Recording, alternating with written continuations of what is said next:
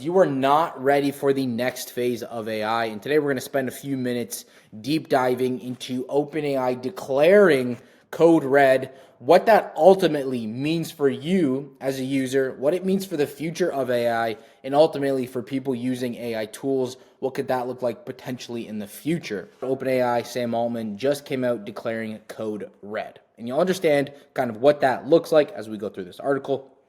But really, this comes off the back end of Google releasing Gemini 3. So we can see right off the bat, really on Monday, the company was declaring code red, effort to improve the quality of ChatGPT. But really what they're trying to do, as you can see, it's an improvement of product, which I think is always a great thing. As we saw with ChatGPT 4, the user feel was not there, right? It was very jagged, very logical. It lacked that empathy or that EQ that a lot of other models have, or at least ChatGPT 3 had. So now with ChatGPT 5, it's a little different, and it does feel more friendly when you use it. When Gemini 3 came out, it took a lot of users from ChatGPT, and now they are Gemini users. And one thing, obviously, with such an infant industry like AI, you realize that there's no loyalty between users. So whoever has the best model will have the most users. The best model is subjective, but I think currently Google is winning the race. It really indicates the pressures OpenAI is facing from the competitors, which in this instance is pretty much Google. And so what we do know is that OpenAI is mostly on the consumer side of things, Anthropic is enterprise, and then you have Google, which is kind of in the middle. It does a bit of both, right? And so that's why Google mainly is starting to derail OpenAI's lane, as we can see here. Gemini's user base has been climbing, and it's been climbing since August. So it's been taking place. OpenAI's user base is slowly, and market share is slowly deteriorating. And then their monthly active users grew from 450 to 650. Now we know OpenAI currently, they do have, I believe, about 850 million active users daily, close to a billion. Alrighty, friends, it is just me. So if you want to be on the cutting edge of AI news, AI tools, and everything in between, please subscribe. I think you'll really like it here. But you have to realize, when it comes to the game they are playing, it's about the runway. A lot of companies in the future are going to win by scaling in the negative, which ultimately means is who basically can lose the most amount of money. And so if you look between OpenAI and Google, specifically, who's able to lose more money? Well, it's Google, because Google makes a lot more money and they have a lot more avenues, right, of profit coming through. OpenAI will need to keep getting funding from the government or from whoever to continue to do that. And I think Google, again, who's willing to play the long game? As we saw in the .com bubble, the companies that stayed around were the companies that won, had great marketing, one that invested, that had backing, but ultimately ones that were willing to play the long game. Again, we are just starting the AI race. It's only been a few years since this really kicked off, and now it's really starting to blow up. So I wouldn't be surprised if we see some of these players kind of drop off, because that's just what happens in the nature of these industries and in the way things are going currently. So OpenAI has committed to hundreds of billions of dollars in future data center investments. And so obviously concerns about its timeline for turning those investments into meaningful revenues have sent tremors through the stock market. And so this is what I was saying earlier.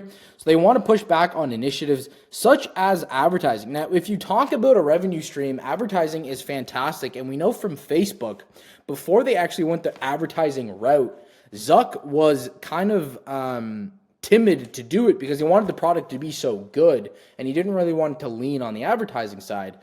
Now I think Facebook, they're at the point where the product's obviously there, and they still get tremendous amount of money from the advertising side. And so I was ready for ChatGPT to come out and start acting like an advertising platform just to raise some money, to have a bit of a stream of profit revenue coming through, but instead they're actually going to kind of sideline the project along with AI agents for health and shopping. Now, we do know that they stopped, I believe, allowing ChatGPT to give health advice, and they're actually going to postpone the personal assistant called Pulse. Continue here isn't profitable and has to raise funding to a near constant pace to survive.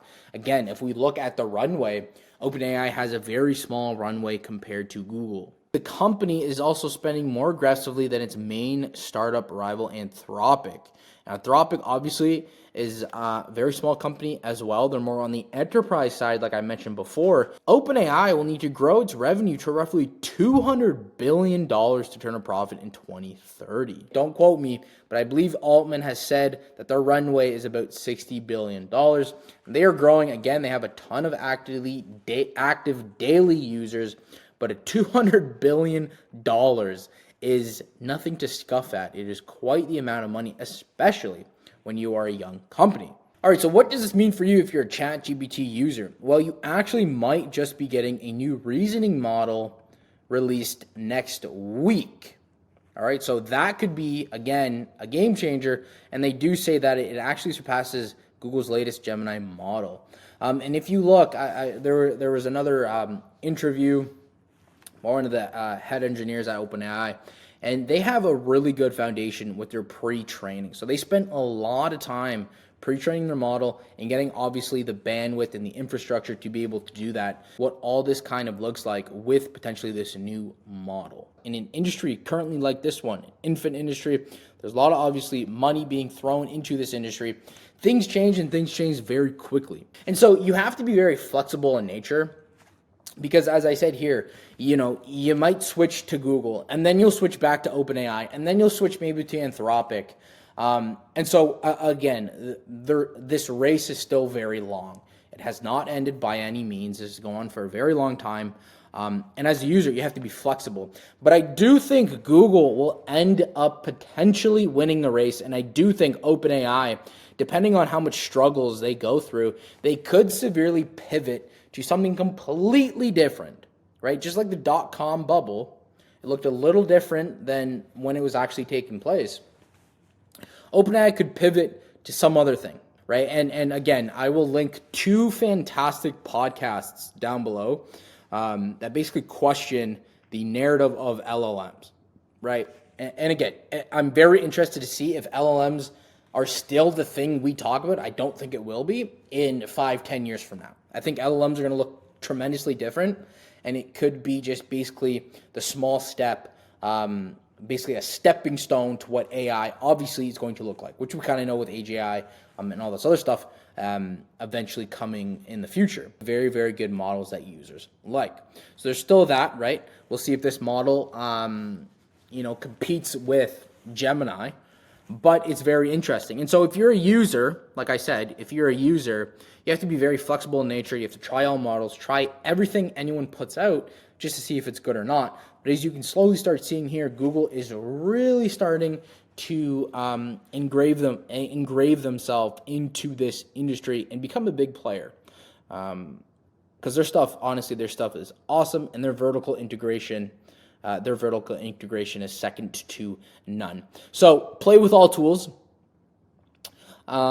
Understand that things change very quickly, so be flexible. Always understand that things could look drastically different. This whole notion of AI and LLMs could look drastically different in 5, 10, 15, 20 years, right? So that's everything, my friends. I hope you enjoyed, and I will see you tomorrow.